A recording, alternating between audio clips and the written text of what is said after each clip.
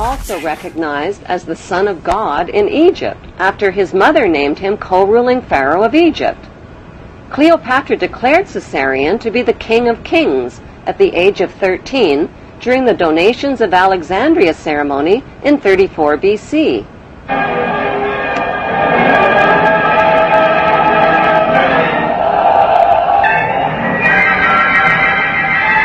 The face of history suddenly changed when Caesarion's father, Julius Caesar, was stabbed to death by his most trusted men.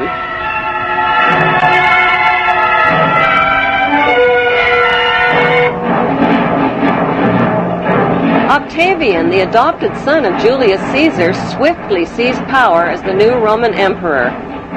After Caesar's death, Cleopatra became romantically involved with a married commander from Caesar's army named Mark Antony. Mark Antony and Cleopatra parented 3 children, a twin boy and girl, followed by a second boy. Since Caesarion was Julius Caesar's son and the rightful heir to the Roman Empire, Cleopatra feared for his safety. When Octavian's mighty Roman army invaded Egypt, Cleopatra arranged for Caesarion's safe passage out of Egypt with her most trusted servants. Historians confirm that Cleopatra sent Caesarion to India. There are no historical records of Caesarion's fate, despite false rumors of his capture. Cleopatra's trusted servants who traveled with Caesarion became the boy's parent guardians. But who exactly were these parent guardians who Cleopatra entrusted her son to? Were their names Mary and Joseph by any chance? While Caesarion fled from Egypt with his parent guardians, Cleopatra and Mark Antony's 3 children were placed in the care of Mark Antony's wife. After suffering a crushing defeat against Octavian's invading Roman army, Mark Antony committed suicide by falling on his own sword.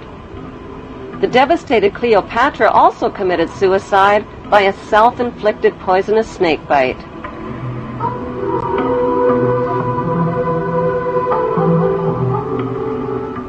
While traveling undercover through Egypt with his parent guardians, Caesarion was forced to hide his identity and change his name.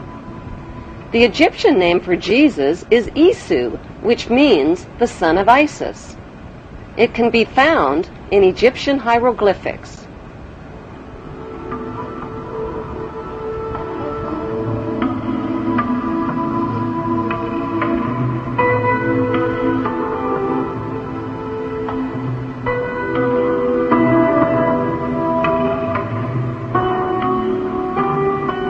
Matthew 2, verses 13 and 14 of the Bible tell a parallel story of the young child Jesus and his mother fleeing into Egypt with Joseph under the cover of night.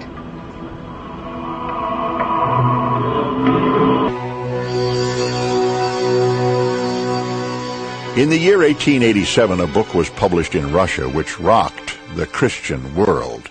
It was vilified and condemned. It was called The Unknown Life of Jesus Christ. The writer, Nicholas Notovich, was a respected journalist. Notovich claimed his book was a factual report of a trip he made to the Himalayan mountains in remote northern India. Notovich may well have been the first outsider to make his way to Hemis, an isolated Buddhist monastery hidden high in the Asian mountaintops. Gaining the confidence of an elderly monk, he was shown ancient scrolls which tell the story of a scholar and prophet named Issa. In these secret records, Issa is described as a foreigner from a small Mediterranean country. The stranger arrived in India as a teenaged boy to study the teachings of the Buddha. And according to the scrolls, he lived here 500 years after the prophet Buddha died, a time that coincides exactly with the lost years of Jesus. Nicholas Notovich was convinced that Issa was Jesus of Nazareth. and that he carried back to his homeland the principles of Buddhism.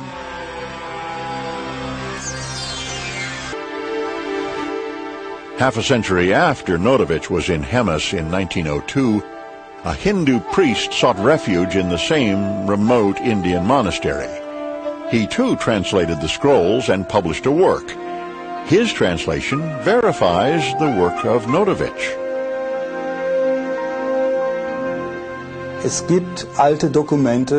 Ancient writings do exist from both Persia as well as India, that Jesus did indeed travel to India, but we do not have 100% proof that he was there. The proof, however, does lie in his teachings when compared to sacred Buddhist writings. The authenticated ancient scrolls found at the Hemis monastery near Leh in Kashmir document the life of Saint Isa, leaving home at the age of 13, joining a merchant caravan, traveling the Silk Route, and arriving in India at the age of 14. The Egyptian word for Jesus is Isu, the Greek word is Iesus, and the Arabic word for Jesus is Isa. Isa continued his travels through India and Tibet and the holy cities, where Brahmin priests taught him to read and understand the Vedas. He learned Pali and studied the sacred sutras and how to cure by aid of prayer. He began teaching, performing miracles, and explaining the holy scriptures in monasteries and market bazaars. As an adult, Isa finally left India and Tibet and traveled to Alexandria, Egypt. Why Alexandria? Because that's where Isa, whose previous name was Caesarion, grew up. That's where he last saw his mother, Cleopatra, alive. Isa spent 3 years in Egypt before searching for his younger half-sister and 2 younger half-brothers fathered by Mark Antony. They had inherited land in Syria.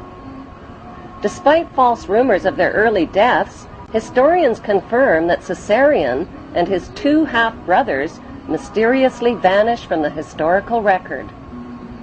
Did they really vanish, or did they just reappear in the biblical record? According to the Bible, 2 of Jesus' 12 disciples were named James and Thomas. The Bible identifies James and Thomas as full brothers. Jesus, on the other hand, is identified as their half-brother. Thomas is not only identified as Jesus' younger half-brother, he is also called Jesus' twin.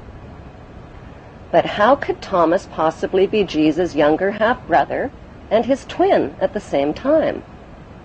The historical records show that Cleopatra had 3 children fathered by Mark Antony. 2 of them were a twin boy and girl. Isa Caesarion clearly had a younger half-brother who was also a twin. At the scene of the crucifixion, there were 2 Marys present.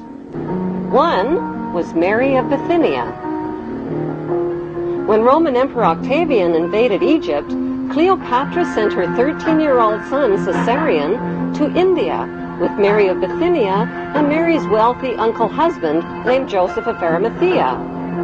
Since Caesarion was the true heir to the Roman Empire, Emperor Octavian wanted him killed. Mary and Joseph became Caesarion's adoptive parents and later his loyal disciples.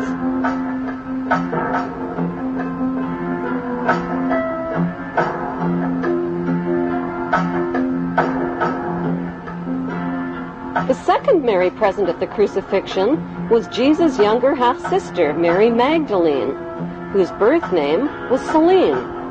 She is also identified in the Bible as Mary of Cleopas, meaning Mary of Cleopatra. Selene was the orphan daughter of Cleopatra and Mark Antony, who both committed suicide. After being captured by Emperor Octavian, Selene was raised in Octavian's royal household with her 2 brothers, and with Octavian's son, Tiberius, who became the next Roman emperor. They were raised together by the emperor's sister, Octavia.